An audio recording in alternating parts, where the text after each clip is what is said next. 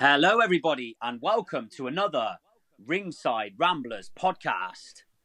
As always, I'm your host, Alex, and I'm joined this week by the most revered of wrestling ramblers, Rohit and Alfonso.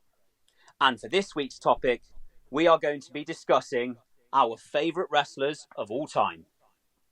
So, this is purely a personal opinion of who is our favourite wrestlers of all time. This isn't who we think is the best or the most successful. It's purely our personal favourites. So it's all subjective, everybody. Purely personal opinion. So, Rohi, Alfonso, welcome, and how are you guys doing today? Excellent. Ready to get started, and yeah, disclaimer again. This can always change anytime. Hey. And I'm very angry about this list because it's very Ooh, difficult just to choose three. it's Like I true. wish I could choose five because I think my top three varies a lot. Like I know my first one, like my favorite wrestler, but the number two, three, four, and five is a big max. Big, I don't know. I It's mean, I difficult. struggle sometimes with even a top 10, so. You're absolutely right, guys. This is difficult because I've always had like a top five, but they always chop and change. My number Yeah. one has always stayed the same, but yeah, we'll give it a go.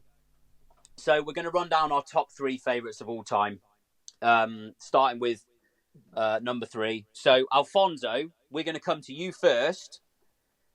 Who Okay, is the number three favourite wrestler of yours? can I give an honorable mention? You can do one honourable mention quickly. Go on. Thank you very much. I want to give it to Sami Zayn because Sami Zayn is amazing and it's very sad to see him out of my top three. But you're going to understand why I choose the top three. And my third one is Batista. Really, For me, Batista? Okay. yeah, Interesting. I was I was not But expecting that. Batista was my first idol when I was little. Yeah. Like I dreamt to do the Batista bomb. I think he was so cool. I The think entrance everyone music. once did. Everyone once did. Yeah, I think Oh it was yeah. a very easy. It was a very easy finisher to do. I think his character was amazing when he Shaking the turned heel ropes. against Rey Mysterio. It was the same time the funniest thing I have ever seen and the coolest thing I have ever seen. I was the guy that wanted Batista to break the streak against the Undertaker at Mania. No. My big brother was a huge Undertaker fan, but I was a big Batista fan. And when he go one on one against John Cena, I was rooting for Batista, man. Mark I'm Henry quite should have surprised broken by the that streak. choice. I don't know why, but yeah, like Batista, one of the greats of the ruthless aggression era for sure. Like, For sure, but yeah. I mean, he's got to be up there as like one of the best powerhouses of all time, hasn't he? Yeah, his look and charisma was pretty good, and I think if Cena wasn't around, while he was still a top guy, he would have maybe been more of the guy of the era, I guess you could say. Yeah, he was But always number yeah, two to Cena, wasn't he? And then in he a went off way, yeah, he to do was. Hollywood and all the movies and stuff. So, Yeah, I mean, he's had an amazing career. Like, exactly. And he started later, and he was I think he was at least like 5 to 10 years older than Cena when they started. I don't know exactly the Yeah, age, yeah, but but a the lot the thing older. the thing is that when you see Batista and you see the roles that he can make, also acting, Yeah, he has had some very cool roles. Like in Blade Runner, I love Blade Runner, so when he appears in Blade Runner, I was very happy about it. Plus, I know we don't talk about politics and things like that, but Batista is a good guy. he's If we got a talk good about range. Yeah. wrestlers that are not like a dick, or racist or things like that, like Batista has always been a good guy, Yeah. and even As though far as he we know. fighted, yeah, as far yeah, as we know, Yeah. and like I see him also like he was cool, he was the cool guy for the people that didn't want to follow John Cena. Yeah. yeah, absolutely. And his I Uh, think he has a Filipino like background, like descent or something. I'm not too sure. Something like that. I feel like like his family and history. So I think Yes, that was yes, pretty cool as well. Having someone that's like got that kind of background. You can kind of see it in his like look as well. So you kind of can. Obviously, it wasn't as obviously played out, on screen. But it's pretty cool to learn about that and have like someone from that like nation at least have a background to that nation, be this big star as well. Really cool.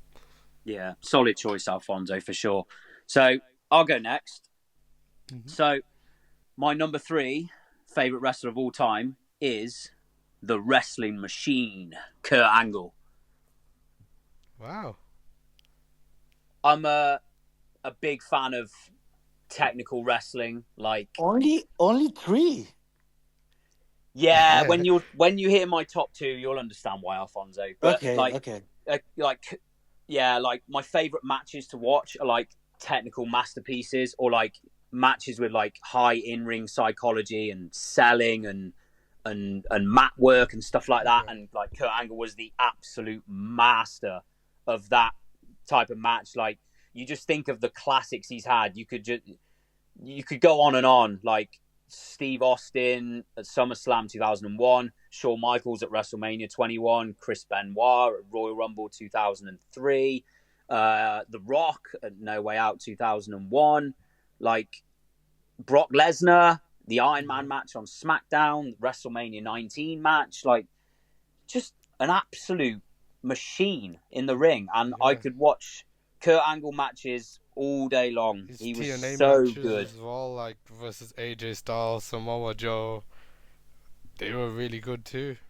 Yeah, absolutely, yeah. I mean, he was one of the reasons why I did actually go over and watch a bit of TNA in the late 2000s. He was, I mean, he definitely earned the nickname Wrestling Machine. Yeah. Personally, for me, I think he is the greatest technical wrestler of all time. Controversial take, perhaps, but that is my opinion. Bloody love Kurt Angle. So, Rohit, your number 3 of your favourite wrestlers of all time. And drum roll, please. It's Kurt Angle. Dun, dun, dun. It's Kurt Angle. I have him at number 3 too. Yes, Rohit. Great choice. Yeah, I do agree. Like, at least, like, obviously it's hard because a lot of the Japanese wrestlers that I watch are very technical as well.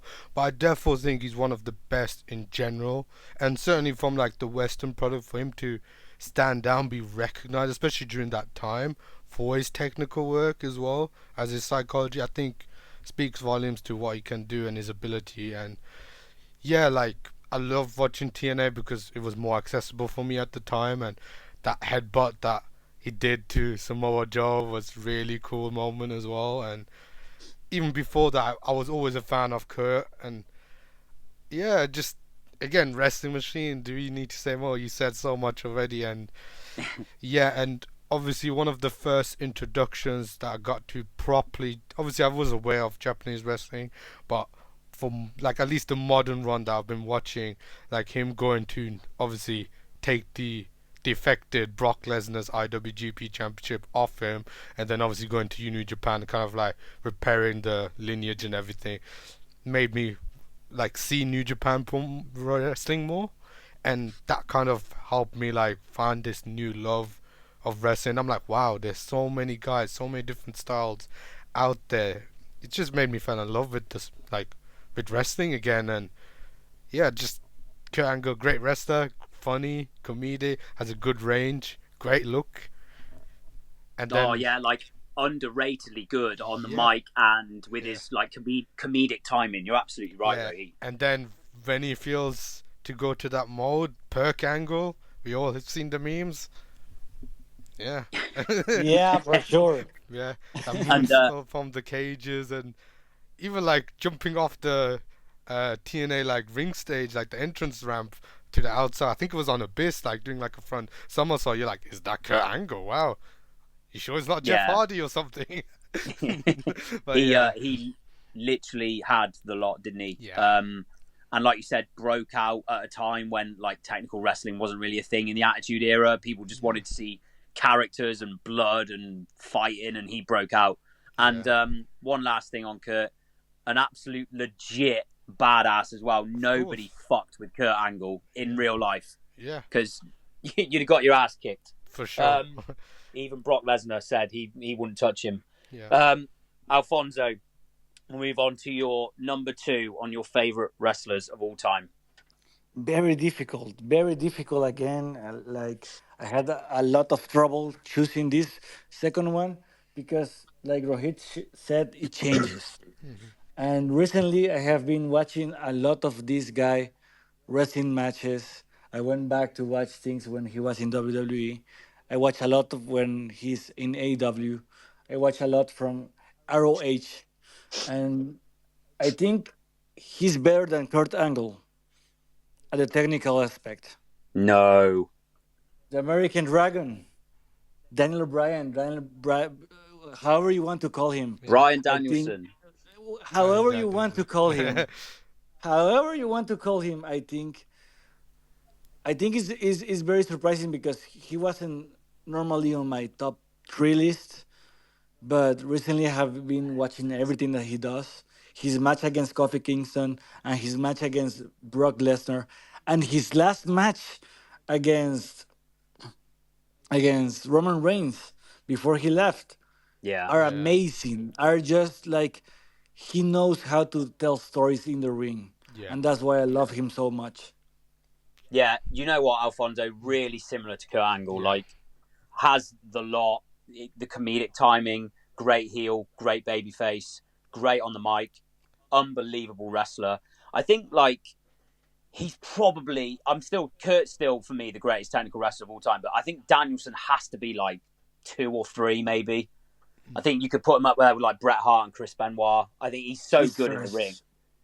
And I that's one of my biggest dream matches of all time is Kurt Angle versus Brian Danielson, one that we've yeah. never ever had. That would be unbelievable. Some of his like earlier Ring of Honor matches, like two that stick out to me, is Brian Danielson versus Takeshi Morishima and Brian Danielson versus Nigel McGuinness. If there's rumors that Nigel McGuinness might come out for one more match, him versus Brian would be awesome to see.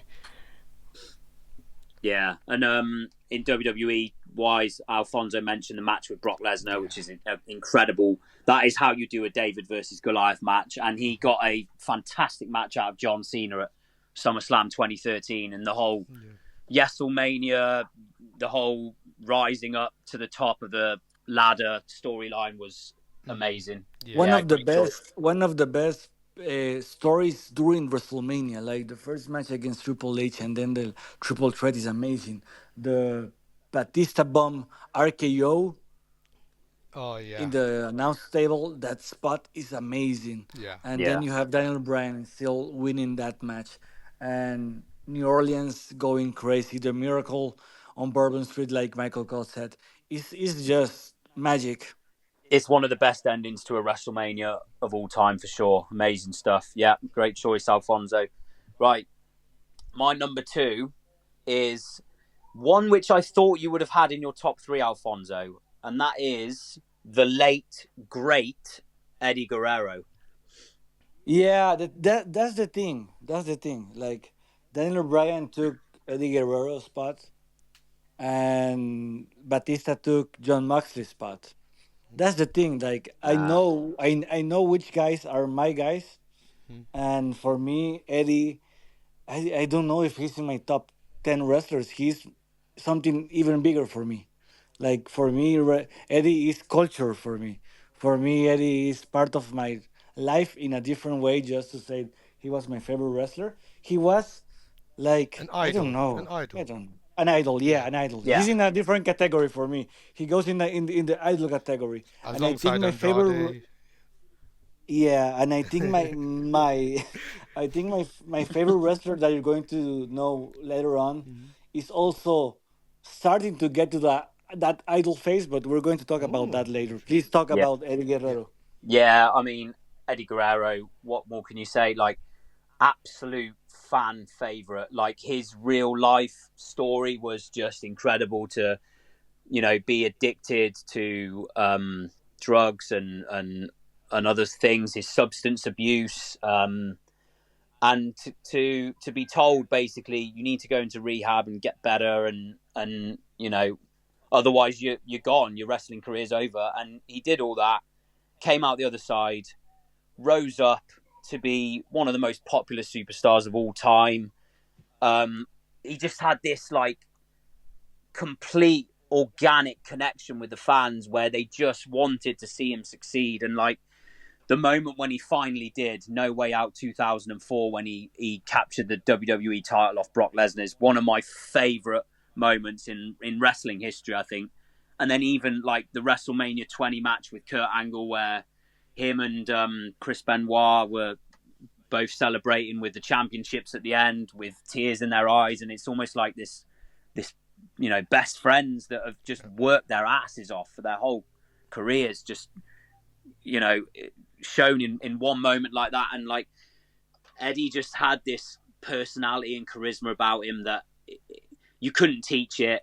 It was just innate, and it helped him connect with the audience so much. Loved the character, loved his ring work, loved his entrance. He is like an idol, and like 100%, like probably the saddest death of any wrestler I can remember. Like at the time, just the whole wrestling community just grieved at the same time, because he was in the prime of his career, and really sad. But yeah, Eddie will always be remembered for wrestling fans. Incredible performer. So, Rohit, we will come to you for your number 2 choice for your favourite wrestler of all time. For me, my number 2, again, very difficult, but it's gonna be a bit of a throwback to All Japan Pro Wrestling, one of the 4 pillars of heaven, as they were known as a collective, and that's Kenta Kobashi. Yeah, I remember him. He is literally just like his story. He just had this aura around him. Like his matches were great, his moves were great, his dedication to like the 2 promotions that he mainly worked for, All Japan and then Pro Wrestling Noah, was just credible. And to see a modern title reign, which obviously I'm more of slightly on the younger side, like watching wrestling mainly like from the late 90s, but from what I truly remember, probably early 2000s onwards was my proper start. So seeing in a modern setting, like almost modern day, like a 700, I think it was a 700 plus title reign, was just unheard of, especially when WWE sometimes would do like what 2 hour title reigns or something like that. So I'm just like, wow, just to see that. And like just like his body was bad, he would still carry on. His knees were busted, and he would still hold the title just to help carry the company, because it was a new company at the time, Pro Wrestling Noah was. And he was like a big draw. And then his story about how he literally had to step away because of cancer. And we know the jokes. Obviously, it's a serious topic, but we know the joke that everyone say he literally just burning hammered the cancer and told cancer to just F off, and he came back into the ring. And just that's inspirational. Awesome. And a little bit of sad, he's like the only kind of guy from the 4 pillars that got a proper just retirement that like felt special, because one of them, Misawa, passed away. Kawada, like when Misawa passed away, he kind of lost his passion.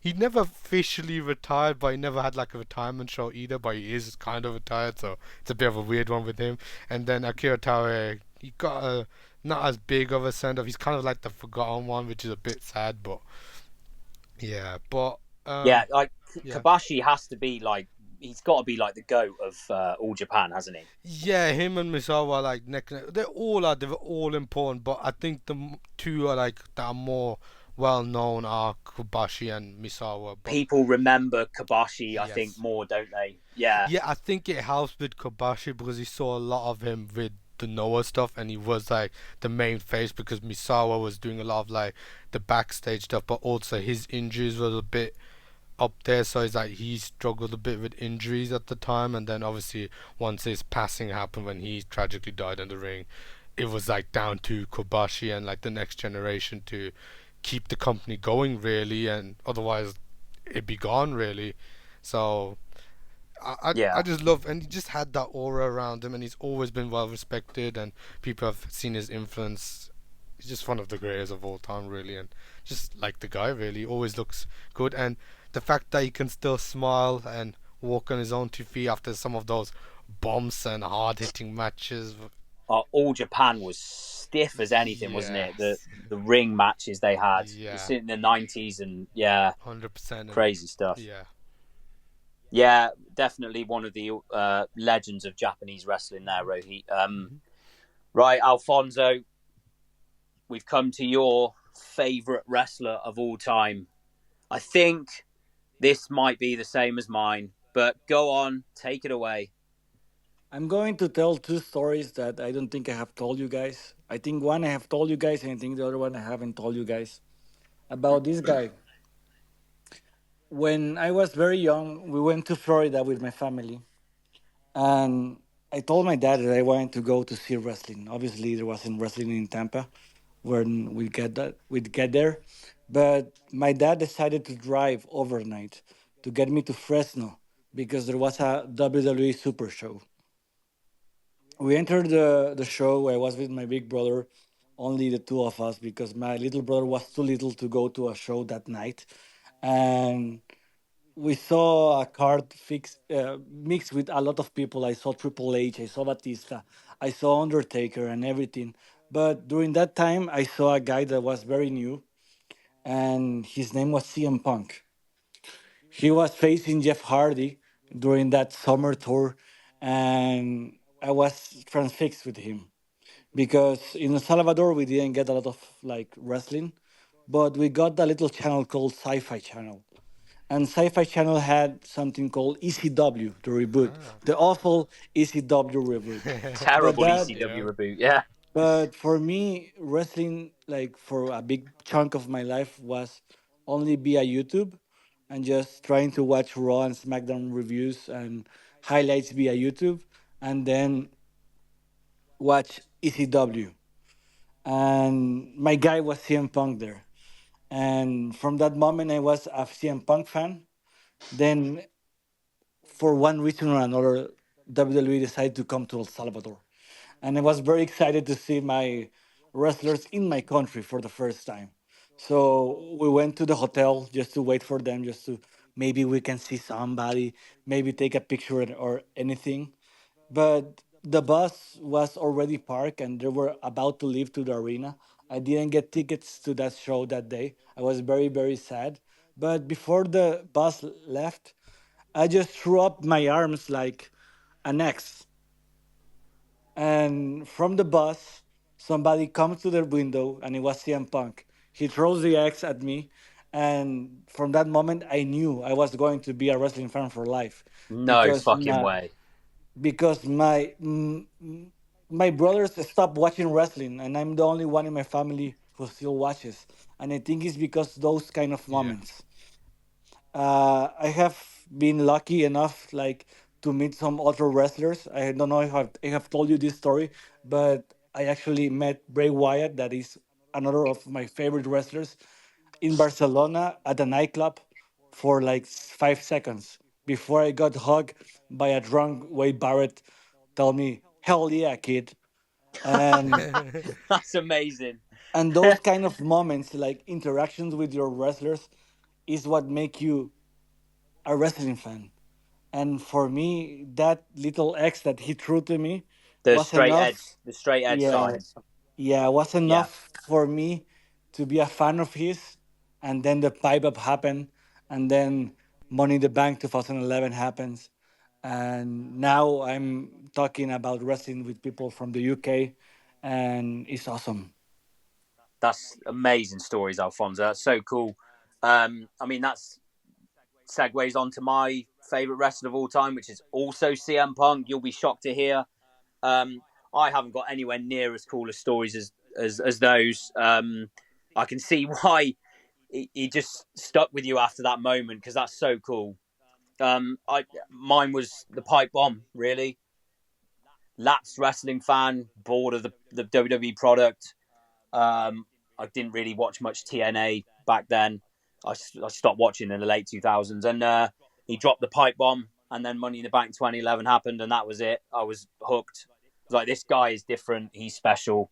Um, and it's weird because he's like the character that he is, and the kind of persona he plays, and probably well, I mean, it's probably exactly who he is in real life. He almost develops this cult-like following where I think that probably applies to me and you, where no matter what he does, we're just going to cheer him and love him for it because he's just being himself. and that is what is so great, I think, about CM Punk. He's always himself. Some people absolutely hate him. He's a very polarizing figure, but I fall into the category of those who just, like you said earlier, almost like an idol, like in terms of the way he sort of carries himself and the way he exudes his personality. He's just himself, And the most important thing is that he left us for 7 years. You and know every single year when they were in Chicago for any show, please can Punk come back tonight? Please can we see CM exactly. Punk? You'd always And have that little thing in the back of your head, or what if Punk appears tonight? And and you were and and you were always rooting for the guy. Like he went to UFC. Like what a fucking maniac! Like you knew he was going to get trashed in the UFC, yeah. and At least and he had the balls to do it, though. That's the thing, isn't it? yeah, and you're like, fuck it. Like I wish I had the balls just to, like do a jump from a plane or something like that, because that's the way he was, and he made comics for Marvel, and I like comics, and then he goes back into commenting wrestling at Fox, and I'm like, okay, maybe he's coming back, Yeah. but then you have AEW, and you're like, okay, what if he comes back to AEW, and then everything happens, and now he's back at WWE, and you are watching how he develops in WWE, and if you take like a story like the Drew McIntyre story, and that feud that they had and they're having and everything, is like how he mixes reality with wrestling, Yeah. and I think the mix between reality and wrestling, that is something like you said before, Rohit. Like when you see people like fighting for the things they love, Yeah. like fighting cancer and fighting for the passion of the wrestling and fighting just to be somebody in life, like Bret Hart did it, like Daniel Bryan does it, like Eddie Guerrero tried to do, uh, or like Bray Wyatt with his creative self. You are like watching people, and you feel happy for them because you want them to thrive. Which is And 100%. exactly what he did with that pipe bomb promo. exactly. He was told he could say whatever he wanted, and he did exactly what you've just mentioned, Alfonso. He went for it. He took a chance, and the rest is history. I think one last thing on Punk before we go to Euro Heat. I think the sort of superstar and he is, and the sort of following he has, I think is evidenced by the 7 years he was away. Practically every time Yeah. a show came to Chicago, you would hear CM Punk, CM Punk.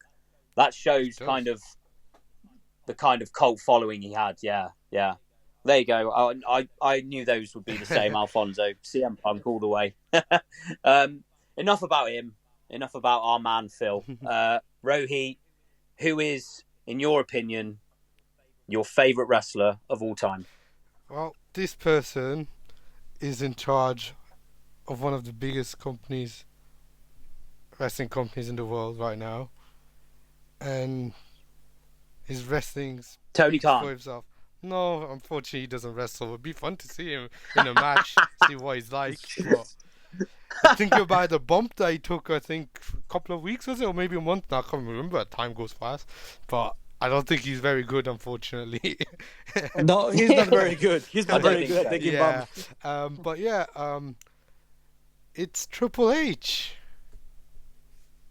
You've got to be Yeah, you're shitting right. I'm me. shitting you. Yeah, 100%. Of course Of you are. course I am. Of course. Triple H. When I said he's in charge of major company, I'm of course talking about Hiroshi Tanahashi.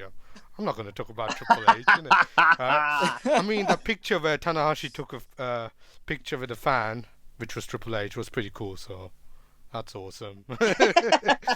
But yeah, just what he's done for the company, his matches, his persona, his true love and passion. He's given everything to wrestling and New Japan, and they're relying on him again in this kind of like transitional period. And he's set out a plan, a 10-point plan, and he's starting to see the little seeds with this G1 currently. So, should be fun.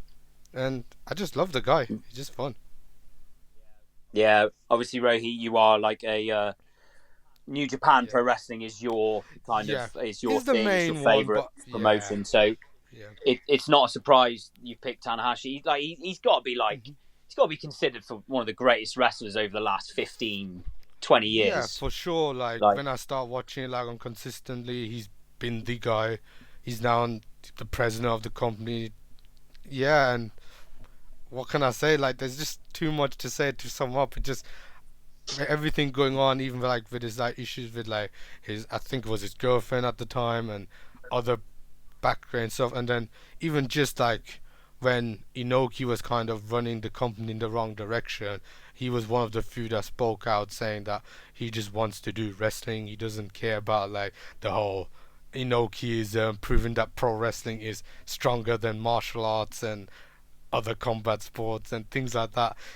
He just loved wrestling, he wanted to be there, and he just stuck around when others maybe left, others weren't happy, like Shibata kind of left to do something else, other wrestlers left, and yeah, he's one of those guys that you just can't hate. And if you see his yeah, loyal. and if you see any of his matches, even just one, and you can understand a fraction of like his character work, his look, and everything, you can sense that like this guy is just awesome, and you like the guy, and yeah,